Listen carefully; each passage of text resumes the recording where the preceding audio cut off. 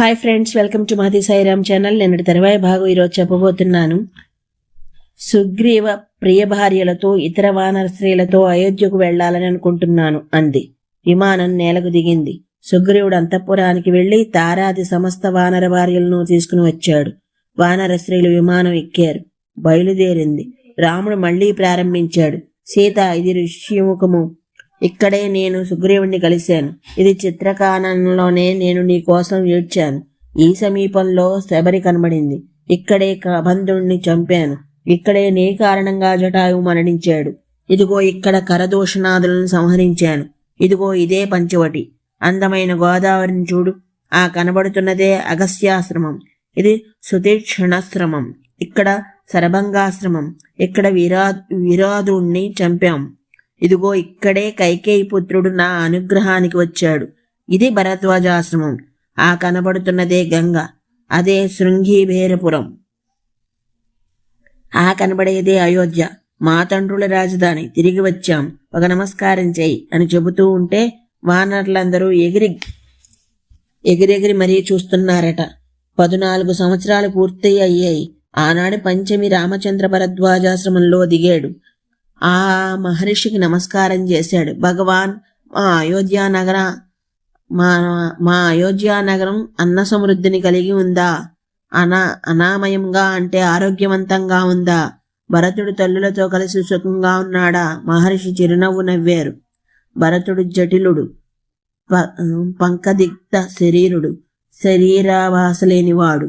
పాదుకలు ముందు పెట్టుకుంటాడు. గృహంలో అందరూ కుశలురే.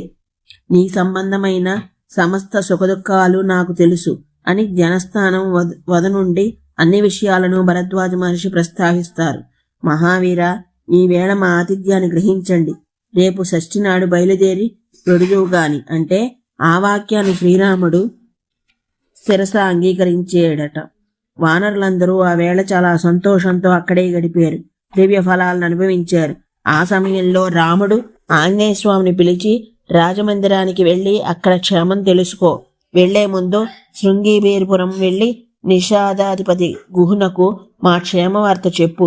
ఆయన మా ఆత్మసముడు. సకుడు ఆనందిస్తాడు. నీకాయన అయోధ్య మార్గాన్ని, భరతుని ప్రవృత్తిని చెబుతాడు. నీవయోధ్య వెళ్ళు. భరతుని కలిసి మా విషయాలన్నీ చెప్పు. లక్ష్మణ్తో సీతతో సముద్రార్థులమై వస్తున్నామని చెప్పు. చెబుతున్నంతసేపు అది వింటున్న భరతుని ఆకారాన్ని గమనించు. తేడా అనిపిస్తే మాకు తెలియజేయి. ఎందుకంటే సర్వకామ సమృద్ధిగా ఉన్న పితృపైతామహమైన రాజ్యానుభవం నుండి ఎవడు తప్పుకుంటాడు కనుక ఆయనే రాజ్యం చేయాలనుకుంటున్నాడేమో. వాని బుద్ధిని, వాని వ్యాపారాన్ని తెలుసుకో. దగ్గరలో ఉన్నట్లుగా వచ్చి నాకు చెప్పు. ఇది రామేంగితం. స్వామి మనుష్య రూపధారణ చేసి అయోధ్య వెళ్ళాడు. మధ్యలో గుహుణ్ణి కలిశాడు. ఆ తర్వాత అయోధ్య వెళ్ళాడు. భరతుడిని చూశాడు. నారబట్టలతో దీనుడై కృషించి ఉన్నాడు. భ్రాతృవ్యసన కర్మితుడట. అన్నగారి వియోగ రూప కృసత్వం అది. ఆయన తాపసుడు, ధర్మచారి, జటాధరుడు. మంత్రులు కాషాయంబరదారులట. ధర్మం మరొక దేహం ధరించినట్లున్నాడు. అటువంటి భరతుడిని చూశాడు. అంతా చెప్పాడు. భరతుడు పరమానందాన్ని పొందాడు. హనుమంతుడిని ఆలింగనం చేసుకున్నాడు. కన్నీరు కార్చాడు. నువ్వే దేవుడువో మనిషివో నాకెంత ప్రియాన్ని కలిగించావు. శతసహస్ర గోవులు నా గ్రాసమంతా. ఇలా ఎన్నో వరదానాలు చేశాడు. రామ సందర్శనం కోసం అలా చూస్తూ ఉన్నాడు. గంధమాల్యాదులతో, చందనాలతో అయోధ్యను నందిగ్రామ పర్యంతం అలంకరింపచేది. స్తుతి పురాణాజ్ఞులను, వైతాళిక గణికలను ఏర్పాటు చేయి. అలాగే మంగళవాద్యాలను ఏర్పాటు చేయి. మృతి లేకుండా పనిచేసే వారిని ఏర్పాటు చేయి. నంది గ్రామానికి ముందు మార్గాలను సరిచేయి. ఇలా శత్రుఘ్నునకు ఆజ్ఞనిపిస్తున్నాడు. మంత్రులందరూ గజ సహస్రంతో, వెండి కుంభాలతో సిద్ధంగా ఉన్నారు. కైకేయి సహితులైన తల్లులందరూ నంది గ్రామానికి వచ్చారు. భరతుడు శిరస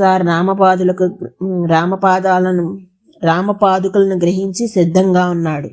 హనుమ, మీ కాపే అంటే కపీ సమూహం ఉంటే వారిని నేను గుర్తుపట్టడం కష్టం. వారు వానరులుగా ఉంటారో మనుష్యులుగా ఉంటారో తెలియదు.